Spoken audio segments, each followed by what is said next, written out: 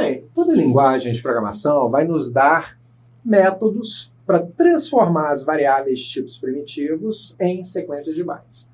Às vezes a gente precisa de uma biblioteca extra, de algum suporte de recurso extra, mas elas acabam nos dando algum recurso para isso, né?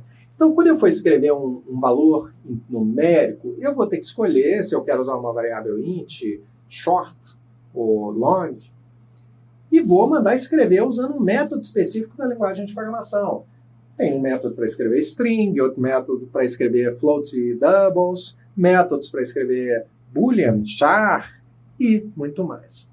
Agora, se eu tiver um objeto cliente, um objeto produto, uma entidade, eu preciso fazer uma pequena operação chamada serialização, que é a transformação desse objeto em um conjunto de dados primitivos, de tipos primitivos.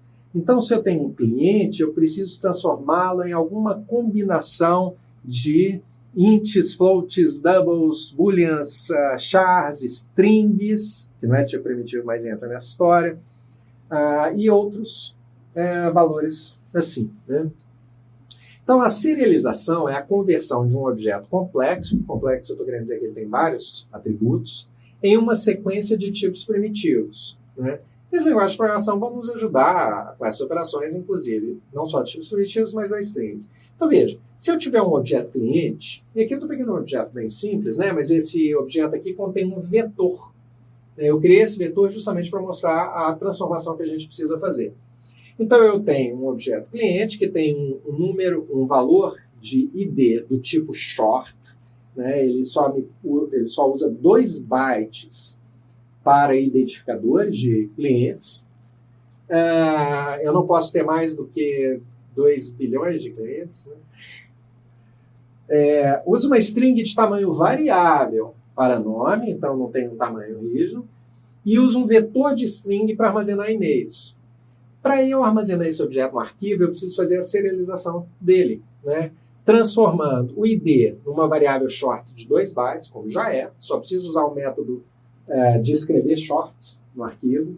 O nome é uma string, provavelmente a linguagem de programação também vai me dar um método para escrever strings. Aí o vetor, eu tenho que fazer uma primeira transformação aqui, que é converter o objeto vetor em uma sequência de strings, já que é um vetor de strings.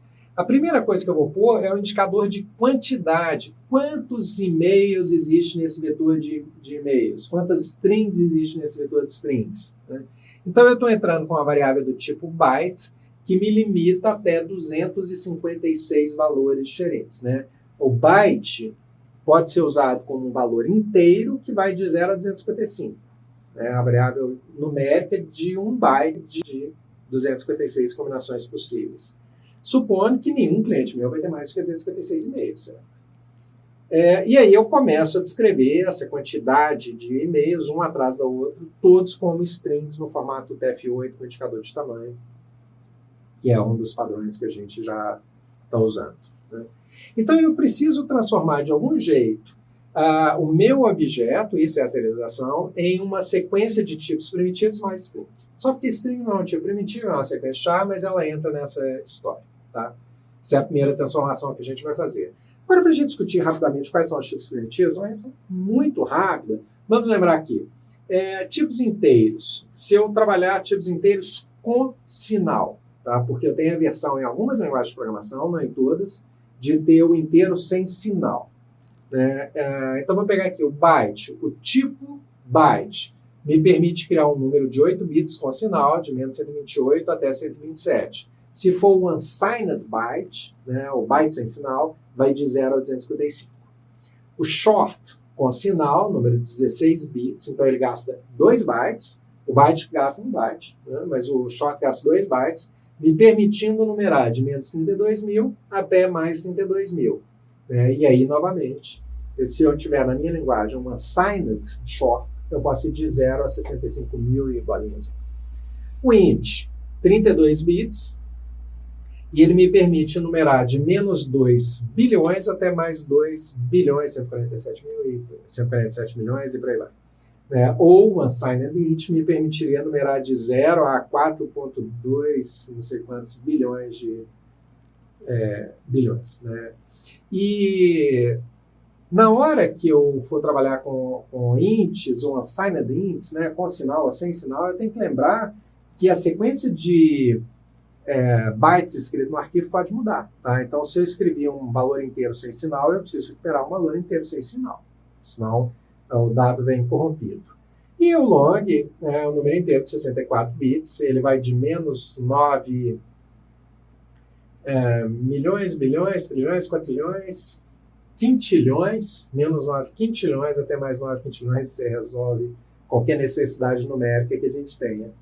Claro que, assim, nós estamos falando de uma realidade atual. Eventualmente, esses tipos podem ser modificados no futuro pelas linguagens de programação e acabar aumentando a quantidade de bytes que ele tem, apesar de eu achar isso pouquíssimo provável. É porque já aconteceu no passado. Tá? Muito bem, então aqui a parte de números inteiros, a gente está aqui, a gente tem os números reais, float double, que também podem ser escritos nos arquivos. Rapidamente aqui, a diferença de float para double vai tanto na precisão numérica, você pode ver que um double tem muito mais casas decimais, né, como também a quantidade de expoente, o valor do expoente aumenta, que é de menos 45 até mais 38, de menos 324 até seria 10 elevado a 308, né, que 10 elevado a menos 324. Então significa muitas casas decimais depois do zero. Bom, mas não é o nosso objetivo discutir as variáveis reais aqui, mas só saber que eu tenho esses dois tipos e eu preciso trabalhar aqui com a escolha de usar 4 ou 8 bytes, 32 ou 64 bits, na minha representação. Se eu for falar de preço de um produto, poxa, preço de produto eu preciso de 2 casas decimais e mais algumas ali antes da vírgula, float é insuficiente, concorda? Mas se eu estiver trabalhando com dados matemáticos, né, meu arquivo for armazenar variáveis matemáticas, talvez eu precise de uma precisão maior. Se não for necessário, fica um float que ele gasta menos espaço no seu arquivo. Continuando, a gente tem outros tipos primitivos, que são o char e boolean. O char, note, em muitas linguagens de programação, o char pode ser uma variável de 1 byte. Mas é mais usual, é mais comum a gente ver um char de 2 bytes, 16 bits, no formato Unicode, tá? O TF16. Então, tome cuidado. Veja na sua linguagem de programação, quando você for escrever, se ele está usando 1 ou 2 bytes para cada caractere. Note, se eu escrever, pegar meu próprio nome, Marcos, tem 6 caracteres. Se eu escrever uma string, eu vou gastar 6 bytes. Mas se eu escrever os caracteres do meu nome, M, A, R, C, O, S, cada um desses caracteres vai ser escrito com 2 bytes, eu vou gastar 12 bytes na string. Entendeu? Então tem uma diferença entre escrever chars e strings. Tá? Só tomar um pouco de cuidado com isso. Às vezes, a gente está querendo armazenar um valor de 1 byte só. E aí eu volto aqui e uso uma variável do tipo byte. Tá? Por exemplo, todos os caracteres não acentuados, de A a Z, podem ser representados como números. O A está na posição 65 da tabela ASCII. O B na 66, o C na 67 e por aí vai. Então, ao invés de eu armazenar o caractere A, eu posso armazenar o número 65 e a linguagem de programação fazer essa conversão automaticamente para mim. Tá? Então, eu poderia usar uma variável byte. Mas se eu usar char, provavelmente eu vou estar falando de 2 bytes. Bom, aí coloquei a string aqui, apesar de não ser um tipo primitivo, ela é tratada no pacote, né, dos tipos básicos. Eu posso escrever strings no arquivo sem problema. Existem alternativas, eu posso usar indicador de tamanho ou um caractere delimitador, né? Mas eu tenho sempre, por regra, seguir o padrão da linguagem de programação que eu estou usando. Né? Bom, vamos chegar nessa definição melhor, mas antes da gente ver as strings com tamanho variável, vamos falar um pouco das strings de tamanho fixo. É muito raro a gente trabalhar com strings de tamanho fixo em arquivo. a não ser que ela seja naturalmente de tamanho fixo, né? Então, por exemplo, eu tenho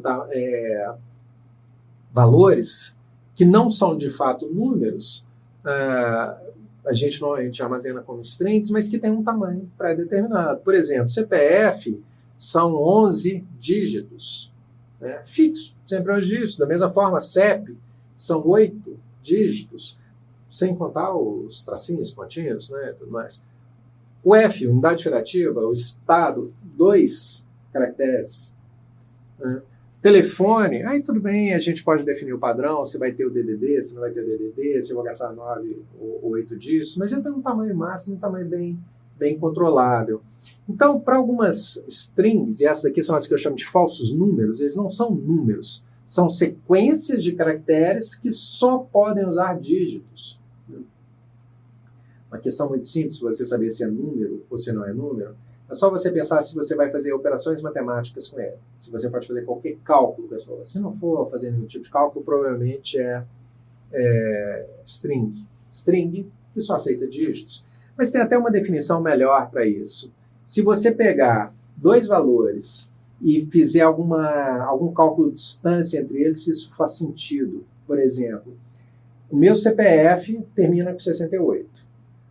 O CPF que termina com 69 tem alguma relação com 68? É o próximo? Eu posso dizer qualquer coisa entre essas duas relações? Existe uma distância, por exemplo, posso dizer que quem termina no CPF 69 está mais próximo de mim do que quem termina no CPF 70? Não. Né? Não tem relação nenhuma entre isso. Número de telefones, tem alguma relação entre o número de telefone? Um número de telefone menos o outro é uma coisa que faz sentido? Não. Isso não é número. Isso é uma string que só aceita dígitos. Tá? É uma forma mais simples da gente definir se é número ou se é string. Bom, mas voltando aqui, o nosso assunto é string de tamanho fixo. Se eu não gastar todos os caracteres possíveis da minha string, na verdade todos os bytes, eu vou ter que completar com espaço em branco, porque ela tem tamanho fixo. Né? Vamos supor que eu reserve 10 caracteres, ou 10 bytes, para o prenome, primeiro nome de uma pessoa. Meu é Marcos. 6 caracteres. Sobram 4. Eu tenho que preencher com 4 espaços em brancos para completar o espaço. Geralmente, a gente se preocupa com string de tamanho fixo quando a gente vai fazer um relatório que tem uma quantidade de caracteres pré-determinada, etiqueta, para fazer expedição de correio. Não sei se vocês vão chegar a usar correio mais na vida, mas... Para impressão em tela, onde eu preciso controlar a largura, a quantidade de caracteres presentes. Então, são casos comuns, né? Mas são usos menores. E aí eu vou ter que decidir qual que é o tamanho, né? Por exemplo, pode ser que a etiqueta me fale assim, olha, cabem aqui 45 caracteres, é o máximo que você pode usar. Tá bom, eu tenho uma limitação externa para 45 caracteres, vou trabalhar com 45 caracteres no limite, quem não tiver 45 caracteres eu preencho com branco, e se tiver mais de 45 caracteres, eu tenho que abreviar, eu tenho que cortar, eu tenho que fazer alguma coisa, porque não cabe mais que isso, o tamanho é fixo. Né? Existe uma... Eu não vou entrar nessa discussão aqui não, mas só dizer que normalmente a gente estima esses tamanhos, quantos caracteres são necessários. Na verdade, se não houver limitação externa. Se eu tiver que arbitrar, se eu tiver que escolher quantos caracteres eu vou pôr para o nome, eu faço normalmente uma distribuição estatística. Né? Se você ainda não estudou estatística, vai estudar, não se preocupe. Isso aqui é uma distribuição normal, que se aplica a nomes. Tem nomes com poucos caracteres, nomes com muitos caracteres, e aí tem uma média ali no meio, um ponto de pico, né, que representa a média. E aí eu calculo alguns desvios padrão para a direita e para a esquerda para determinar a minha faixa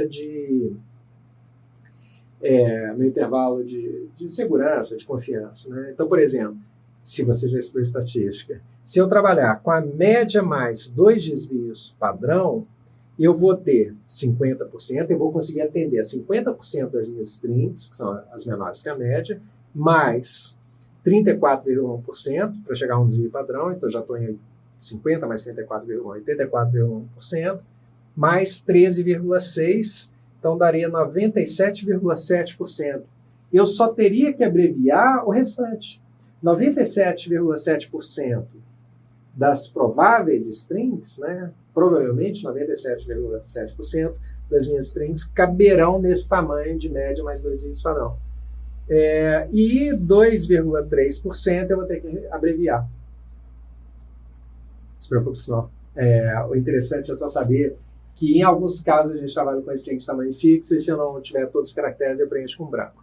Mas no nosso projeto, nas nossas disciplinas, a gente só vai trabalhar com string de tamanho variável. Então vamos lá? String de tamanho variável. Eu tenho duas opções. A primeira opção, que é essa que eu venho mostrando até este momento, é de usar alguns bytes de indicador de tamanho. Então eu estou usando 2 bytes para indicar tamanho. Isso aqui é uma variável do tipo short. Você pode ver aqui, são 2 bytes numéricos, 000B significa 11 em decimal, e aí eu tenho 11 bytes em um TF8 para representar essa string. Você pode pensar, poxa, mas se 1 byte só me permitiria chegar até 256, por que usar 2? Porque é o padrão das linguagens de programação, pelo menos de algumas. Elas já criam as strings com 2 bytes de indicador de tamanho, e eu não vou ficar criando função própria para modificar que já está implementada nas bibliotecas das linguagens de programação. Entendeu? Sim, eu poderia trabalhar com indicador de tamanho de 1 byte? Posso, não seria um problema. Mas o método que eu tenho na minha linguagem de programação já escreve com 2 bytes. Então ficaram os 2 bytes. Tá? Se você for fazer isso na mão, óbvio, mete broca. Se precisar de 1 byte de indicador de tamanho, 3 bytes de indicador de tamanho, faça do jeito que for mais adequado ao seu projeto. Bom, lembrando que no TF8, né, a gente vai ter esse uso de 2 bytes de tamanho variável para caracteres acentuados. A gente ainda vai ver mais sobre o TF8, sobre o Unicode, então não se preocupe. Tá? Agora, existe uma alternativa que é da gente usar um delimitador. Ou seja, a string vem com seus caracteres sem nenhuma informação prévia, mas quando eu encontrar um delimitador, que aqui eu estou usando /n, que é o 10 decimal, ou 0A em hexa, eu paro de ler caracteres para aquela string. A string se encerra ali. Né? Isso aqui se adequa a métodos do tipo readline, que algumas linguagens oferecem. Você vai lendo até a quebra de linha. Né? Mas eu posso usar outros delimitadores, como /0, um ponto e vírgula, uma barra vertical. Recentemente eu até vi que na tabela ASCII, se não me falha a memória, o byte 30, de valor 30, ele é usado, eu só me fugiu aqui se é 30 decimal ou hexadecimal, mas ele é usado como delimitador fim de registro, né? Também poderia ser usado. Enfim, por que nós vamos trabalhar mais com essa alternativa do que com essa? Porque já está na linguagem de programação, é mais fácil. Essa estrutura aqui, ela não é muito adequada para dados estruturados. Ela é mais adequada para documentos textuais. Texto, arquivo.txt. Aí a gente cai no ANTCAP. Tá? Agora, quando a gente estiver falando de dados estruturados, provavelmente a gente vai trabalhar com esse formato de string de tamanho variável. Bom, tem mais uma alternativa que a gente usa de vez em quando, principalmente quando um dos nossos atributos numa entidade é um vetor, que é um indicador de quantidade. Né? Então, esse vetor ou coisas semelhantes, eu estou chamando de campo de múltiplos valores. Ele tem mais de um valor. Então, como nós vimos ali no exemplo anterior, geralmente eu ponho um indicador de quantidade, quantos valores são, e venho colocando um valor atrás do outro. Nesse caso, strings. Eu tenho uma string de 17 caracteres aqui, depois uma de 19 caracteres e outra de 18 caracteres. Aqui você está vendo que eu mudei um pouco a representação do arquivo, porque a gente ficar olhando para esses 4.3, 6F, 6E, 6.3, 6.5, não diz muito para a gente o que significa. Né? Então eu resolvi colocar os números em forma decimal. Quando você vê esse tipo de figura, tá? Os números estão no formato decimal e os caracteres eu coloquei entre os apóstolos, ou aspas simples, para indicar que é um caractere. Mas então eu tenho 3 valores, nesse exemplo específico são 3 strings, 3 strings de tamanho variável com indicador de tamanho de 2 bytes. Né? Você pode ver aqui que o 17 ocupa 2 bytes, o 8 ocupa 2 bytes. É um jeito da gente ver uma representação de um vetor como seria. Né? Se eu estiver trabalhando com objetos, como se fossem objetos dentro de objetos, talvez essa não seja a melhor forma, mas aí a gente trabalharia com relacionamentos, que é uma coisa que a gente vai ver um pouquinho mais para frente. Muito bem. Eu também posso ter uma alternativa de campos múltiplos valores, que é criar uma string grandona e colocar um delimitador entre os valores, né? Então, por exemplo, aqui, olha, eu tenho uma string grandona de 33 caracteres, com os 3 e-mails, e estou usando um delimitador, que é o ponto e vírgula. Esse delimitador não pode, aqui eu só tenho 2 valores, né? josé@gmail.com e josé@hotmail.com. Esse delimitador não pode ser um caractere válido na string. Eu não poderia, nesse exemplo, usar ponto e vírgula no meio dos e-mails. Como não posso mesmo, e-mail não pode ter ponto e vírgula. Eu tenho que tomar um cuidado com que caractere é esse. E aí, como é que eu faria isso? Eu leria a string inteira de uma vez só, com um único comando read, e jogo no método split da minha linguagem de programação, sabe? O método que vai quebrar uma string em vários valores usando algum delimitador. Note que isso só vai fazer sentido quando a gente vai falando de strings. Se a gente vai falando de números, um vetor de números, aí não vai dar muito certo. A melhor opção seria essa do indicador de quantidade mesmo, tá bom? Então, para a gente fechar isso aqui, algumas observações, parte eu já comentei no meio da apresentação. Valores numéricos não devem ser armazenados como strings, a gente deve usar os tipos numéricos, byte, short, int, long, float, double, tomando cuidado com a precisão, né? Então, vou voltar aqui por causa da importância disso. Se eu tenho números que vão só até 50, 100, para que eu vou usar 2, 4 ou 8 bytes? Uso um byte só para isso. Sabe, se eu tenho valores, vamos supor que a minha fábrica vai fazer produtos, e que eu crio em média, que eu invento, cada produto tem um código, e que eu invento em média 100 produtos por ano. Já imaginou quantos anos serão necessários para eu estourar uma variável int, ou mesmo uma variável short? Mas é int. 2 bilhões de números possíveis para eu colocar nos meus produtos, para que eu vou usar um long? Entendeu? Então, assim, vamos supor que cada aluno desta universidade recebe um número. Já imaginou quanto tempo vai demorar para a gente passar de 2 bilhões ou 4 bilhões se eu usar com sinal? Né? Nós recebemos, em média, 5 a 8 mil alunos por semestre. Poxa, para gastar 2 bilhões. Então, não preciso usar o long. Tá? Mas eu não posso usar o short, porque nós já temos na história da universidade muito mais do que 65 mil alunos formados, vinculados. Tudo bem. Então, só uma preocupação com não usar mais bytes do que é necessário na representação dos valores. Mesma coisa vale para os valores reais float double. Tipos, é isso, né? Nos tipos numéricos, não os mais bytes que os necessários. Eu posso usar uma variável do tipo byte para números dependentes. Eu não conheço ninguém que tenha mais de 255 filhos. Não conheço, não quer dizer que não existe, mas eu pelo menos conheço. E float para preço de livro, pô. Pelo amor de Deus, eu não preciso mais do que... Não vai ter livro de mais de, sei lá, 800 mil reais. É suficiente a precisão disso aí. Bom, atenção.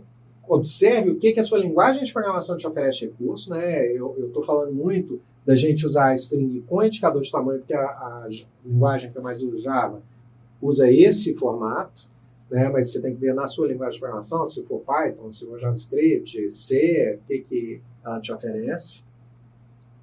E um caso muito específico é o da data hora, que a grande maioria das linguagens de programação já armazena internamente como milissegundos. Ela já tem um método get milliseconds, alguma coisa assim, tá? E para os outros tipos também, né? E cuidado com os falsos números. CPF, CNPJ, CEP, telefone e algumas outras coisas não são números, porque não existe relação entre esses números, eles não são usados em operação matemática, nada. Na verdade, muitas vezes eu tenho dígitos verificadores, e extrair um dígito de uma string é mais fácil do que extrair um dígito de um número, de uma variável numérica. Né? Então, uma dica rápida aí sobre os tipos primitivos, mas a gente precisa ver como é que nós vamos organizar isso no arquivo, e a gente vai seguindo aí para o próximo vídeo. Eu te espero lá.